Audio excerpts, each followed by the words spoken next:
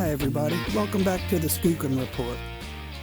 Today is part one of our interview with Ron Quitoriano, a gentleman from California who's had quite a few experiences with Bigfoot, and I think you're going to find this really interesting. I know it was a lot of fun. I'm just going to jump right into it. Here we go. Let it roll. We have Ron Quitoriano on the phone. Thanks, Ron, for coming on the Skookum Report, bud. Well, thank you for having me, Bob. No problem at all. No problem at all. Can't wait to hear your story. It's an interesting one. I'm not sure what to make of it myself. So it all started in, well, it didn't all start, but this particular incident was August of 2005. Buddy and I were members of a motorcycle club that had property west of Lake Tahoe in the Sierra Nevada mountains. And we went up for a weekend to ride our dirt bikes, basically. And on Saturday, we got there good and early.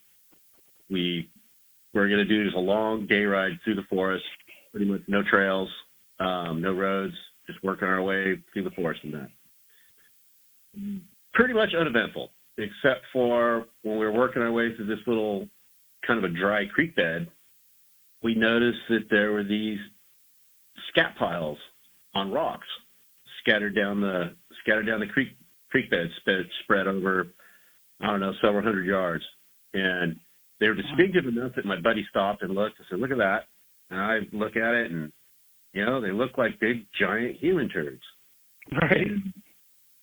And there's no animal in the forest that leaves a scat like that in these forests. There's nothing big enough to leave a scat like that, for one thing, nothing that shape. Right. And so we kind of just blew it off. We finished our ride, got back to camp back to camp right at dusk, and we were pretty low impact campers, no fire, sleep in the back of our trucks. And so it basically had gotten dark, sun had gone down, and we're just kind of sitting around chilling because we're exhausted, you know, literally falling asleep in the chair. And I noticed a blue glow on the ground in front of me. And it's just a light blue glow, like somebody with an old school flip phone had flipped it open and was shining it on the ground. Okay. And, you know, I looked at it and, oh, that's weird. And I kind of look up and there's this blue orb hovering between me and my buddy who's sitting off to my left. And it's the size of maybe a basketball or a little bit bigger. And it was kind of translucent. You could sort of see what was behind it, but not really. And it had fuzzy edges, and it was just there. And it was glowing on the ground, but it wasn't casting any backlight. It wasn't shining on his truck, which was behind it, or the brush that was behind it. And I kind of stared after a few seconds, like, wow, look at that. What is that? And I kind of looked to my buddy, and he's kind of looking up, and he's, "Well, do you see that?" And, "Well, yeah, did you see that?" So, "What do you see?" Well, there's a blue orb. And then at that point, it kind of just vanished. And it's not like it turned off. From my perspective, it looked like it receded off into the distance until it just went to a point. Okay. And when, you know, it's like, wow, okay. So my buddy's, "What was that?" And I said, "Well, dude, I saw an orb." He said, "Yeah, I saw an orb," but the way he described it, he saw something smaller than what I saw. And then he described it moving away from him in the same way. It appears it's moving away, but it really shrunk down to nothing and went out. Mm-hmm. And I was kind of, that's really weird. So the first thing I did was check my watch, and I looked up through the trees to the sky. And, well, there's nothing in the sky over us, and we didn't lose any time, so that's a good thing. Right. I was thinking that when you said you looked at your watch, that's what I was wondering. Yep, because, something like that, that's that's a viable option. Right. Yeah, well, could have been. Yeah. So, we kind of talked about it a little bit and decided, it's time to go to bed. We're really tired. And, we each retired to our truck beds, and I was having a hard time sleeping because it was the same night as a really big car show the weekend of a really big car show in Reno. And so there was cars and motorcycles going up and down the freeway all night long. We were camped out right below the interstate, where the interstate is Tahoe. Okay. And that night, I could hear something walking around the camp, and it was big because you could hear the crunch of it in the gravel and in the litter, and it was trying to be quiet. That, like a slow, extended step. Mm-hmm. And then it would complete, and then it'd be quiet, and then a few seconds later, you hear another slow, extended step. And so it sounded like somebody walking around the campsite. And there's bears there, but we didn't have any food, so we had eaten, but we buried our trash somewhere else. And I kind of sat up and looked around camp, couldn't see anything. Laid back down, happened again.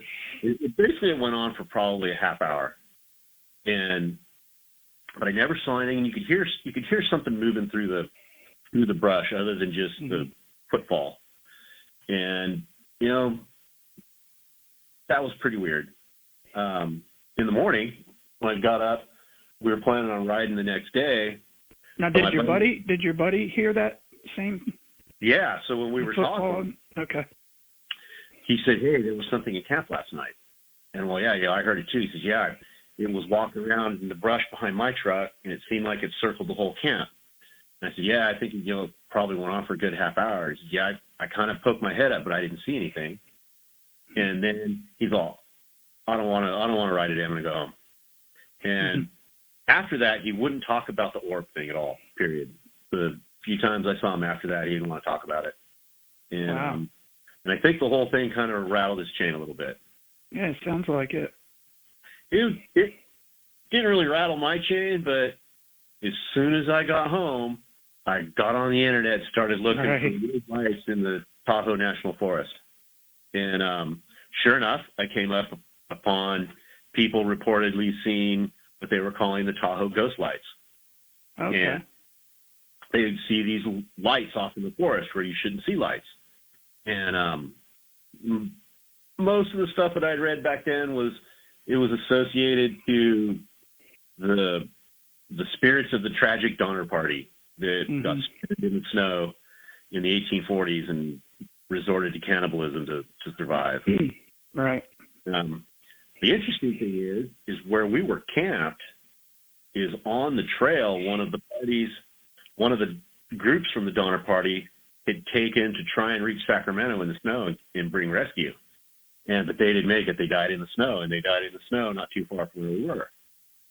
And so for years... That would have been a little creepy for me. Yeah. Actually, that's what creeped me out. And yeah, because you just never know. You never know. Yeah, a lot of people died tragically, and then there was just, and that story is quite a bad juju there. Yeah, right. Yeah. If anybody's curious about what he's talking about, I think it's Donner. Yes, Party. Donner. Yeah, the Donner Party. If you Google that, you'll see a lot of stuff about the story of what he's talking about. Terrible story. Yeah. So all these years, that was pretty much how I'd written that off, and I didn't really think of it too much. Just another weird thing that's happened in my life. And so now we'll get to the point where this all ties in. Is that just a couple years ago I learned that there's these lights associated with Bigfoot. Yeah. And I'd never heard that until like two winters ago. Actually, 2 years ago this January. And so now that I think about it, and since other things have happened in between, I started to put things together that have happened over my life that are interesting, to say the least. Mm-hmm. So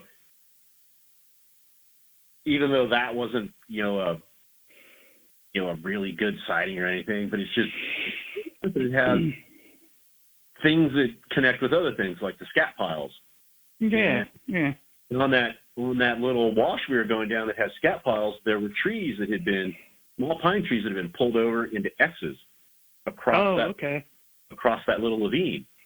And well, that's quite a bit of activity there. The scat piles, the tree structures, the lights, and then both of you heard footfall around your camp that night. That's all. Yeah. I'd have been a little shook up. And in the recent, just in the last couple months, I've heard several accounts from the same area, like probably the same area. This one person was talking about how they were stuck in the woods and howling and whatnot, and where they described it, I think, is on the same off-ramp. And they had probably gone, there's a little community a couple miles away, and they're probably living in that place. And so the Sierra Nevada as a whole have a long history of Bigfoot. That's where Ron Moorhead taped the samurai chatter, right? Yep. Because I did a video on that a few videos back. A lot of people were really interested in that too. Yeah, and it's very interesting. I heard that for the first time in the last couple of years too. That gives me chills hearing that and thinking. Yeah, because it's intelligent.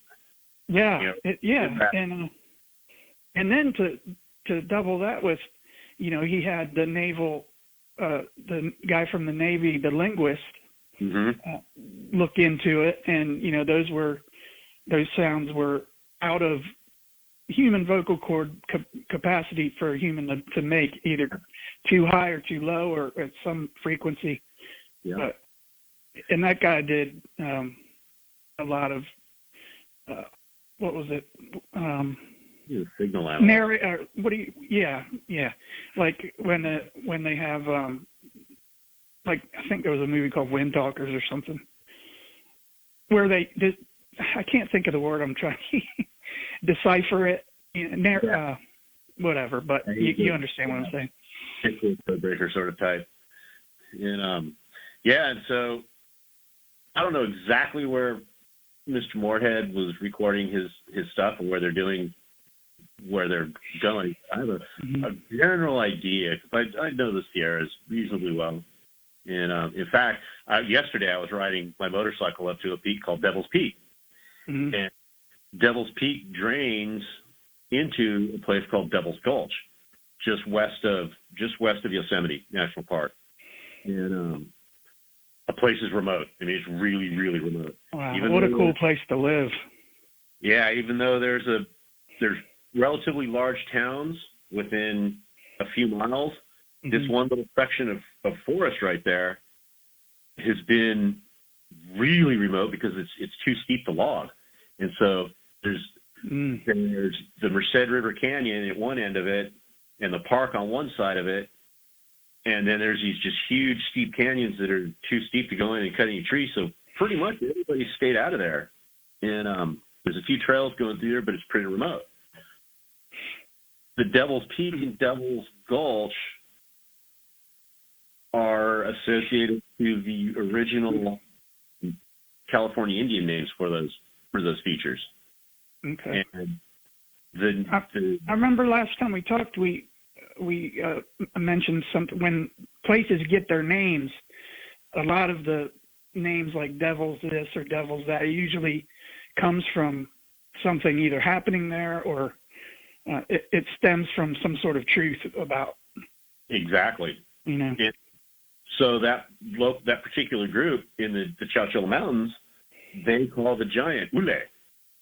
And that was where their group had driven the last of the giants out of their territory.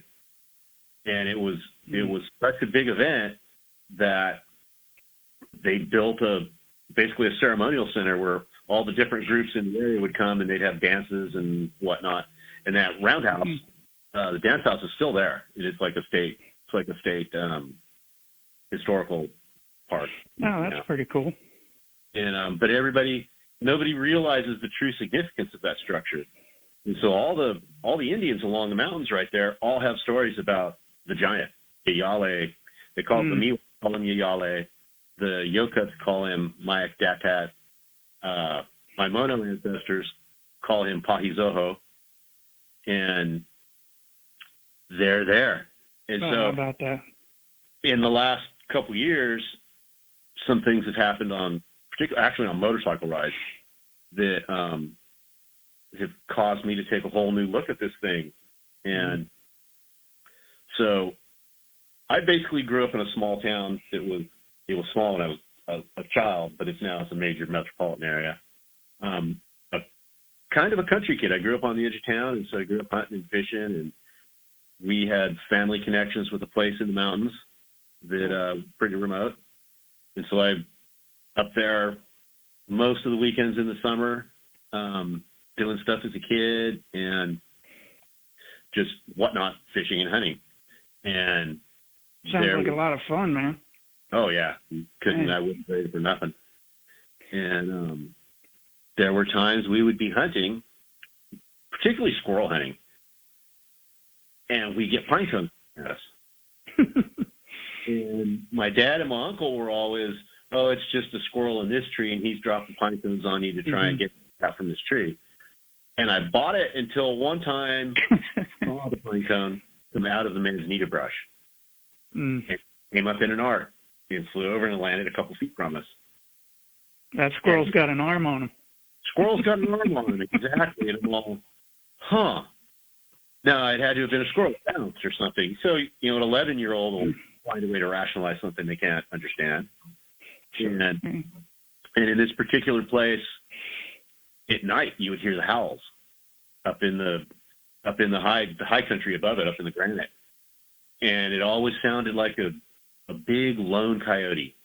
And you would hear other coyotes in their group doing their coyote thing, but then there's this other howl, and it's not a coyote. And I heard that as a kid, and I didn't really think of it. My elders would always say, it's a coyote or it's a trumpeting deer. Right.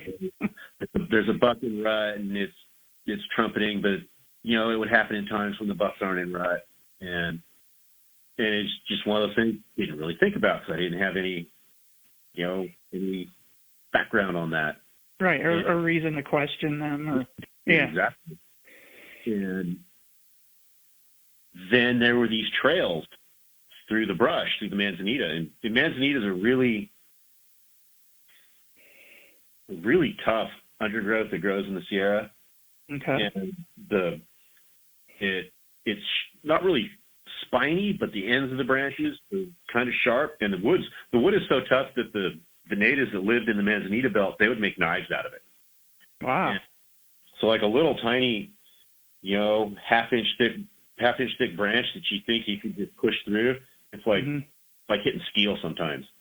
And there were these trails through the manzanita, and we always thought that it was cattle, because there were still grazing cattle up there when I was a kid, and we always thought that it was cattle.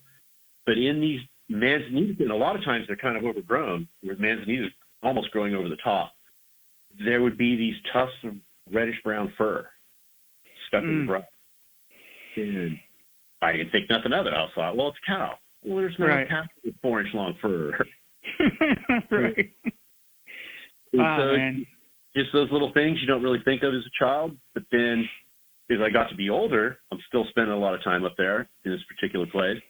And we're riding our mountain bikes up there. And it's one particular area of woods a couple miles away at the top of this ridge, there was a really dark, dense set of woods that we had a trail going through. And after riding through there a couple times, and one time finding these big depressions that looked like Bigfoot prints in the mud, in the pine needles, enough that we jokingly named the place Bigfoot, that we would be on this dark trail and you could swear you'd see somebody peek their head out from behind a tree or run across the trail 100 yards ahead. And it happened enough that my riding buddies were all, dude, I don't really like that place. Yeah. Yeah. It looks like somebody's peeking their head out at you. And, man, didn't really think too much about it and go on in life and still hanging out up there. And then my friends would mention that, that fur in the manzanita is kind of weird. Well, what's doing that? Bigfoot didn't come to line. And then about the mid-'90s, in a place 30 or 40 miles south, almost by Kings Canyon National Park, we were on a bicycle ride, and we found a fresh set of footprints crossing the four-wheel drive trail we were on.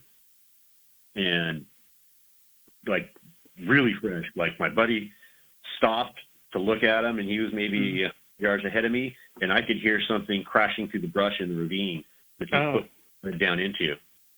And they're really, really good prints. Wish we could have gotten casts of them, but that wasn't. We were to find out in a few minutes that wasn't going to happen.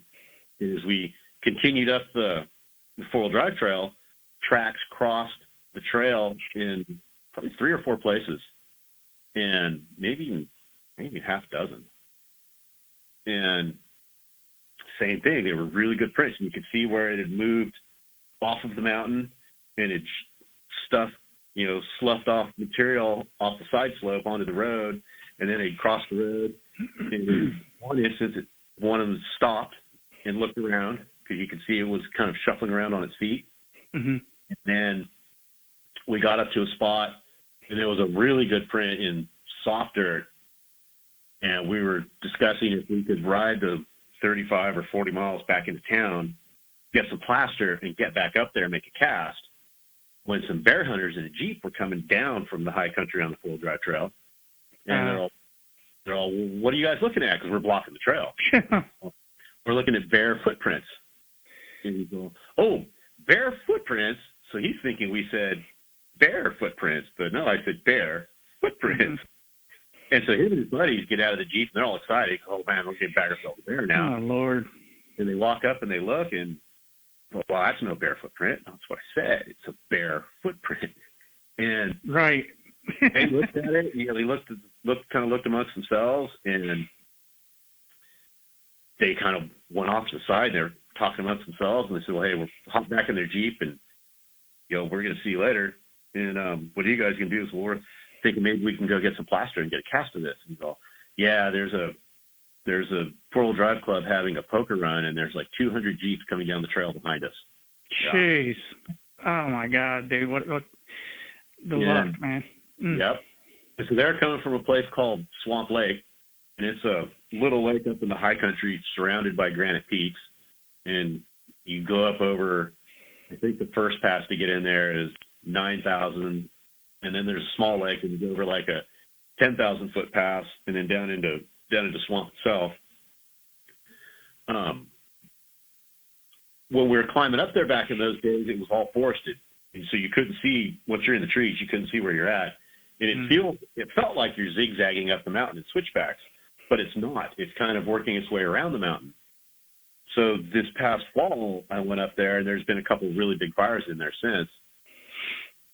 And I could see the road where the road goes. So before, when that happened, we thought it was one creature crossing the road multiple times as it worked its way down the mountain. But when I got out and saw it without trees on it, those were the tracks of different individuals crossing the road. Because there's no way that one animal could have left tracks where I saw it, and then a half mile down the road left tracks going the same direction down the mountain, right. And then another mile up the road, tracks going down the mountain. And so we kind of figured that the Swamp Lake was their place, and the Jeep run kind of drove them out. And so they were going downhill. There's a steep little canyon, creek bed. Well, not really a creek bed, small river, but a steep little canyon over there that they were headed down into. And even then, after that happened, I still really didn't think about Bigfoot all that much. And then 2 years ago on a motorcycle ride, I got up into some really steep, remote trail country, and I heard this weird noise. I'm wearing my helmet, my earplugs, and the motor's running on the motorcycle and it's climbing. It's just making a lot of noise. But I could feel and hear something weird, and I couldn't figure out what it was. I thought my motor was actually blowing up. Mm-hmm. And so I stopped and took my helmet off, ran it. It wasn't the motor, but I definitely had heard something, and I could actually feel it. You'd feel it in my body. And so I went up the trail another, I don't know, maybe half of a mile, and it got really steep, and there was freshly down trees. So I couldn't go any further. Decided to stop for a little rest on this one down log. And as I sat there, this one lone pine tree up on the hill, maybe 200-300 yards, I think it was maybe a quarter mile, but it was a fair distance away, but a pine tree, I don't know, 15, 20 feet tall, maybe 25, started shaking back and forth. and it was shaking enough that it was its movement that drew my gaze up there. Right. And it's shaking. Well, we have this thing in the Sierras called a mono wind, which is a really powerful wind that starts in the high country and it blows down into the San Joaquin Valley. Mm-hmm. And they could reach speeds of 100, 120 miles an hour. Sure. And they'll literally blow up in an instant. So I started looking to see, are the other trees, is there's a wind starting to whip up and it's working its way down this is where it's coming over the mountain down this draw. And there's nothing else moving. It's a nice, calm, sunny day. And actually that was 2 years ago. That was 2 years ago this weekend. Holy moly. So this tree's shaking, and then I got this unmistakable urge that I needed to start working my way down the mountain. And right. I wasn't going any further. I needed to go down the mountain. So I got my helmet back on and started back down the hill. And then I started feeling weird, like shaky and just unwell. And I was going to ask you, that just popped into my head. And I was going to ask you, how were you feeling? Yeah, and unwell enough that I stopped on a rocky outlook that looks off the mountain, gets out of the trees. You got a good view of the surrounding mountains and out to the San Joaquin Valley, and I can pick up a cell signal. And I figure, my age, I'm in my mid 50s now, and actually on the tail end of the mid 50s. But I figure, my age, health issues are a real thing to think about. Mm-hmm. Yeah. And I was up on a trail that had been shut down for the winter. About 12 miles up behind a couple of closed gates. And so nobody's going to be coming along just by chance. And so I decided to go out to this point. I'm going to post a picture of me there. And so if I don't come home, people at least know where the last place anybody saw me. Right. And so I sit there. I'm going to drink a little bit of water and kind of just relax because I'm really starting to not feel well. Kind of dizzy and starting to get sweaty. And I look up the trail behind me, and there's a tree shaking. And, this tree shaking. And, well, wow, okay, so that's twice now that there's a single tree really shaking. And at that point, I really got this feeling that, I need to get off the mountain now. There's, no doubt about it, you have to get off the mountain. And it was weird. It was almost like a little voice in my head saying, dude, you have to get off the mountain now. And so I took off. Didn't think anything of it other than the fact that I had pushed it a little too hard and, it just hit the wall. Is what we call hitting the wall. I hadn't eaten enough breakfast or whatever, hadn't drank enough water, and I just pushed too hard and I hit the wall. And then by random chance, my podcast player picked a Bigfoot podcast, says you might enjoy this, out of the blue. And so I started listening to it and listening to these experiences people were having, and come to find out that I've been having all sorts of those experiences in the Sierra and in other places. And it sounded like you got hit with like infrasound or something. Evidently so. I guess I got blasted, and I had no idea that was the thing. But given the depth and audio size of the calls I'd heard younger when we were camping, or at a couple times with the mountain bike club camping on the other side of the San Joaquin River, I could see how something with lungs like that, if you were close enough, it could put out a pretty good blast. Yeah. And that was part one of our interview with Ron Quitoriano, a gentleman from California with lots of Bigfoot experiences under his belt. And you're really going to love the second part. That'll be up tomorrow. And if you or anybody you know's had a Bigfoot encounter or a sighting, shoot me an email at skookumreport@gmail.com. That's skookumreport@gmail.com, and I'll be sure to get it up on the channel for you. No problem at all.